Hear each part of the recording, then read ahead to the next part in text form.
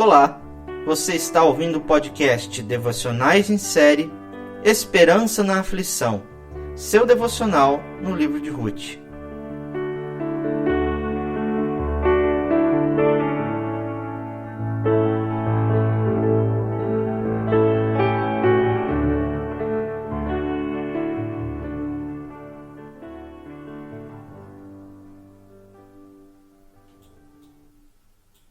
Um final feliz. Ruth, capítulo 4. Boaz foi à porta da cidade e sentou-se ali. Nesse momento ia passando o parente resgatador que ele havia mencionado. Boaz o chamou. Venha cá e sente-se, amigo. Quero conversar com você. O homem foi e se sentou. Então Boaz chamou 10 autoridades da cidade e pediu que se assentassem com eles. Em seguida, disse ao resgatador da família: Você conhece Noemi, que voltou de Moabe. Ela está vendendo a propriedade de nosso parente Elimeleque. Pensei que deveria falar com você a esse respeito para que você a resgate, caso tenha interesse. Se quer a propriedade, compre-a na presença das autoridades do meu povo. Se não tiver interesse por ela, diga-me logo, porque depois de você sou o resgatador mais próximo. O homem respondeu: Está certo, eu resgatarei a propriedade. Então Boaz lhe disse: É claro que, ao comprar a propriedade de Noemi, você também deve se casar com Ruth, a viúva moabita. Desse modo ela poderá ter filhos que levam o nome de seu marido e mantenham a herança na família dele. Se é assim, não posso resgatá-la, respondeu o parente resgatador. Isso poria em risco minha própria herança. Resgate você a propriedade, eu não posso fazê-lo. Naqueles dias, havia o seguinte costume em Israel. Quando alguém queria transferir o direito de resgate e troca, tirava a sandália e a entregava a outra pessoa para validar publicamente a transação. Assim, o outro parente resgatador tirou a sandália e disse a Boaz: Compre você a propriedade. Então Boaz disse às autoridades da cidade e ao povo ao redor: Vocês são testemunhas de que hoje comprei de Noemi toda a propriedade de Elimeleque, Quilom e Malom. E junto com a propriedade tomei como esposa Ruth, a viúva moabita de Malom. Assim ela poderá ter um filho que leve o nome da família de seu falecido marido e herde a propriedade da família aqui na cidade natal dele. Vocês hoje são testemunhas disso. As autoridades da cidade e todo o povo que estava na porta responderam: Somos testemunhas. Que o Senhor faça a esta mulher que chega à sua família o que ele fez a Raquel e Lia, das quais descendeu toda a nação de Israel. Que você seja próspero em Efrata e famoso em Belém. Que o Senhor lhe dê com esta jovem uma descendência numerosa, como a de nosso antepassado Pérez, filho de Tamar e Judá. Boaz levou Ruth para a casa dele, e ela se tornou sua esposa. Quando Boaz teve relações com ela, o Senhor permitiu que ela engravidasse, e ela deu à luz um filho. Então as mulheres da cidade disseram a Noemi: Louvado seja o Senhor, que hoje proveu um resgatador para sua família. Que este menino seja famoso em Israel, que ele restaure o seu vigor e cuide de você em sua velhice, pois ele é filho de sua nora, que a ama e que tem sido melhor para você do que 7 filhos. Noemi pegou o bebê, aninhou-o junto ao peito e passou a cuidar dele como se fosse seu filho. As mulheres da vizinhança disseram: Noemi tem um filho outra vez. E lhe deram o nome de Obed. Ele é pai de Jessé, pai de Davi. Esta é a genealogia de Pérez. Pérez gerou Esrom, Esrom gerou Rão, Rão gerou Aminadab, Aminadab gerou Naasson, Naasson gerou Salmão, Salmão gerou Boaz, Boaz gerou Obed, Obed gerou Jessé, Jessé gerou Davi. No aclamado romance de Tolkien, O Senhor dos Anéis, quando a comitiva do anel estava reunida em Valfenda, depois de discutir em conselho que o anel do poder deveria ser levado por Frodo até a montanha da perdição, onde deveria ser destruído, Bilbo Bolseiro se encontra com seu sobrinho e lhe fala sobre o livro que ele estava escrevendo, sobre suas aventuras no passado com os anões e as que seu sobrinho viveria além das terras do condado em posse do anel. Que final eles imaginavam para suas histórias na Terra-média? Um final sombrio e desagradável era o que se passava na mente de Frodo, pois não via com ânimo um final feliz para essa expedição que estariam empreendendo. A fim de encorajar seu afilhado, Bilbo então diz: esses não vão servir. Livros precisam ter finais felizes. Que tal este? E todos eles se acomodaram e viveram juntos, felizes para sempre? Receio que, assim como Frodo, muitas vezes olhamos para as circunstâncias e não conseguimos vislumbrar um final feliz, pois a perspectiva é de incerteza, medo e sofrimento. No entanto, um final adequado será sempre este que Bilbo escreveu, e todos eles se acomodaram e viveram juntos, felizes para sempre. Possivelmente, Noemi e Ruth também não conseguiam vislumbrar um final feliz para toda a situação que elas viveram. Em um primeiro momento, viúvas e sozinhas, elas saíram de Moabe para buscar alguma oportunidade em Belém de Judá. O sentimento de Noemi, ao chegar em sua terra, foi de grande tristeza e amargura, o que poderia lhe acontecer de bom a essa altura da vida. No entanto, a esperança voltou a brilhar nos seus olhos, quando sua nora Ruth se dispôs a trabalhar nos campos para trazer o sustento para sua casa, provando o seu amor para com a sua sogra e fazendo valer o juramento que fizera a ela. E não é que ela foi trabalhar justamente nos campos de um homem bom e piedoso, que era um parente benfeitor do falecido Elimeleque? Ao descobrir que Boaz tratou com muita bondade e generosidade a sua nora, Noemi tratou de bolar um plano cupido para casá-la com esse benfeitor, ou seja, com um homem cuja responsabilidade do resgate repousava sobre os seus ombros. Ela deu instruções para que Ruth se arrumasse toda, ficasse bela e perfumada, descesse até a eira onde Boaz trabalhava e esperasse até que ele fosse dormir, para então se aproximar de mansinho e descobrir-lhe os pés. Não é que Boaz sentiu um friozinho nos pés e acordou, e vendo aquela mulher formosa na sua frente, que logo tratou de lhe pedir em casamento, ele a elogiou, chamando-a de mulher virtuosa, e jurou que faria o possível para se casar com ela. Pois, afinal, havia um homem que era o parente próximo de Elimeleque e que tinha primazia no resgate de Noemi. O que seria então? Será que essa história terminará com um final feliz? O capítulo 4 do livro de Ruth nos dá o desfecho de toda essa história que começou com desalento e tristeza. Este capítulo é composto por 3 cenas e um epílogo, mostrando a genealogia do rei Davi. A primeira cena, versículos 1 a 6, acontece logo depois da conversa de Ruth e Noemi em sua casa, na expectativa de que Boaz agiria logo com relação ao plano de casamento. E isso acontece logo no primeiro versículo, quando ele vai até o portão da cidade, local apropriado para transações e negócios naquela época, uma espécie de cartório ou fórum para nós, onde os homens se reuniam para testemunhar e fechar acordos. Ali, ele aguarda que o parente de Elimeleque se achegue, para então propor e ponderar com ele toda a questão que envolvia Noemi e Ruth. Chegado o parente, que por algum motivo o autor do livro não nos revela o nome, Boaz o convoca a se juntar a ele para propor-lhe um negócio, chamando também 10 testemunhas para confirmar a decisão, como era próprio da época. Atenção para alguns detalhes importantes nessa cena. Primeiramente, Boaz não fala logo de cara sobre sua proposta de casamento.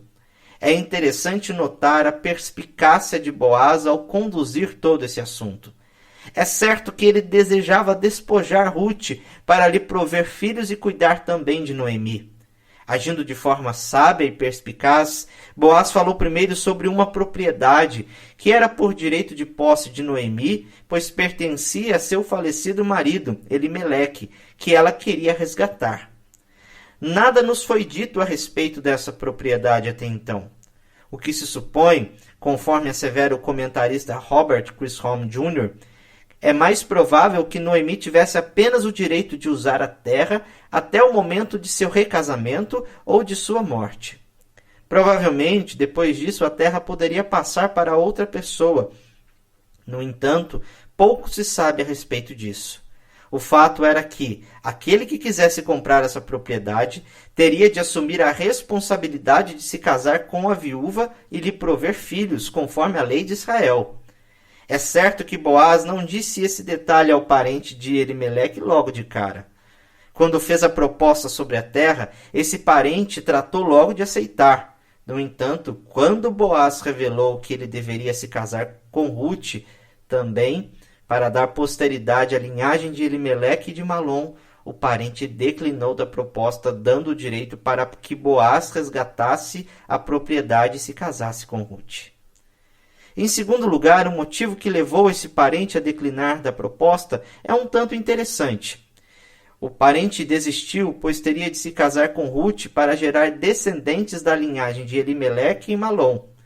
Provavelmente, isso implicaria que um novo herdeiro também teria direito às suas propriedades, o que poderia acarretar em discórdia com os filhos, que o parente possivelmente teria. Porém, o texto não nos informa nada a este respeito. O fato que se pode ser aventado é que se fosse apenas Noemi, a viúva, uma senhora já de idade que não poderia gerar filhos, esse parente não se eximisse dessa responsabilidade, pois nenhum dano poderia lhe acarretar a sua família. Contudo, como Ruth era também viúva e jovem, o fator filhos pesou muito na balança para sua decisão de não resgatar a terra. Ao contrário de Boaz, esse parente abriu mão de sua responsabilidade. Pode ser que Boaz também tivesse herdeiros ou mesmo fosse casado. Entretanto, nada nos é dito a esse respeito. O que se vê é que a atitude de Boaz perpassa o sentimento ou a atração física, assumindo a responsabilidade de um compromisso de casamento, mesmo que, se fosse o caso dele ter herdeiros, de ampliar a sua família apenas para dar a Ruth e Noemi um futuro garantido, segurança e paz. Depois de chegarem a um acordo com relação à proposta de Boaz, tem-se então na segunda cena, que são os versículos 7 a 12, desse episódio, o fechamento do acordo quanto à questão do resgate da terra e do casamento com Ruth. Nosso costume, conforme estabelecido em nossa lei, para se sacramentar um casamento, é necessário que os nubentes assinem uma certidão que expressa que o casamento de ambos foi realizado conforme as leis do país e foi sancionado pelas autoridades competentes, sendo testificado por 2 testemunhas e celebrado com uma cerimônia religiosa e uma festa ou banquete, como é o costume dos brasileiros. Nos tempos de Boaz, tal confirmação se dava diante de 10 anciãos, homens dotados de sabedoria e autoridade, e pelo uso de um costume curioso para nós, o de entregar uma sandália àquele que estava tomando o negócio. Para oficializar um acordo de resgate, os homens que queriam abrir mão do direito de resgate da terra tirava a sua sandália do pé e entregava àquele que poderia então assim fazer o resgate. Assim, o acordo estaria fechado e com o aval das testemunhas, que proclamaram um juramento afirmando a veracidade do acordo e proclamando uma bênção sobre Boaz, pedindo a Deus fertilidade, que Ruth lhe desse filhos, assim como Raquel e Lia, esposas de Jacó, que criaram as tribos de Israel, e prosperidade, como os antepassados do povo. Somos testemunhas, disseram eles, que o Senhor faça a esta mulher que chega à sua família o que ele fez a Raquel e Lia, das quais descendeu toda a nação de Israel, que você seja próspero em Efrata e famoso em Belém. Que o Senhor lhe dê com esta jovem uma descendência numerosa, como a de nosso antepassado Pérez, filho de Tamar e Judá. A terceira cena, dos versículos 13 a 17, retrata então o final feliz que Ruth, Boaz e Noemi tiveram. e viveram felizes para sempre, ou como disse Bilbo, e todos eles se acomodaram e viveram juntos felizes para sempre. Depois de o acordo confirmado, Boaz se casa com Ruth, tem relações com ela, e o Senhor lhe concedeu que ela desse à luz Obed, o seu filho. O texto nos mostra com grande emoção a alegria experimentada pela outrora amarga Noemi, que toma em seus braços o pequeno Obed como fruto de uma transformação que Deus lhe concedeu. Como afirma Robert Chisholm Jr., quando Boaz se casou com Ruth, a oração de Noemi para que Ruth encontrasse segurança conjugal no lar de um novo marido foi atendida, assim como foram as bênçãos mais gerais de Boaz sobre ela e a bênção de Noemi sobre Boaz. As mulheres que antes lamentaram o sofrimento de Noemi pela perda de seu marido e filhos, agora cantam de alegria com ela pelo nascimento de seu neto, esse que lhe proveria cuidado quando ela já estivesse mais idosa. É interessante notar que as mulheres louvam Ruth pelo amor que ela demonstrou à sua sogra, dizendo que esse amor era melhor do que 7 filhos. A atitude de Ruth de se dedicar lealmente à sua sogra, expressando esse amor por meio de um juramento solene, por meio de suas atitudes como ir trabalhar nos campos, e confiança ao seguir as instruções de Noemi quanto a como proceder com Boaz, nos revelam as facetas do amor sacrificial que o próprio Senhor Jesus nos amou. As pessoas querem ser lembradas muitas vezes por sua inteligência, pela forma como conseguiram vencer uma guerra ou pelos seus grandes feitos em favor do bem da humanidade. Poucas são aquelas que querem ser lembradas e elogiadas pela lealdade, pelo amor sacrificial a pessoas que não podem dar nada em troca. O amor de Ruth por sua sogra será sempre lembrado pelo povo de Deus, por expressar de forma sincera o amor do próprio Deus. O versículo 13, em especial, nos mostra que Deus, o Senhor, é quem estava dando a concepção desse filho tão amado. Aqui, vê-se que Deus é aquele que ordenou todas as coisas e estava dirigindo todas as atitudes dos personagens para o bem do seu povo.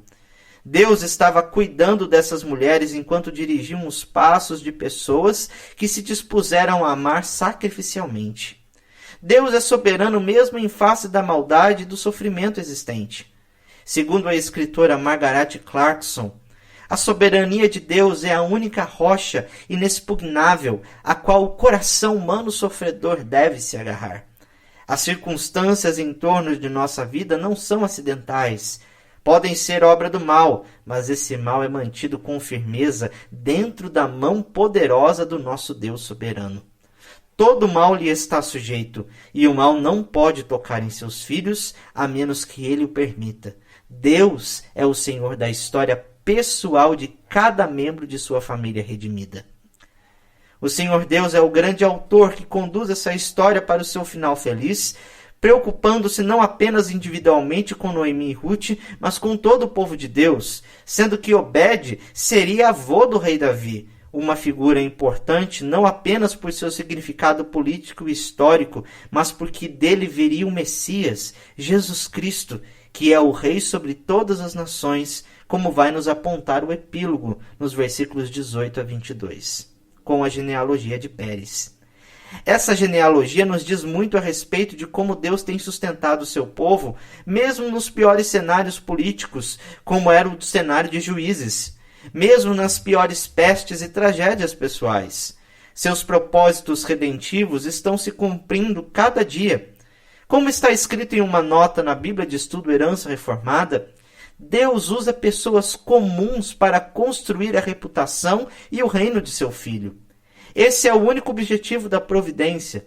Jonathan Edwards escreveu: Deus tinha em seu coração, desde toda a eternidade, glorificar seu querido Filho e seu querido e unigênito Filho.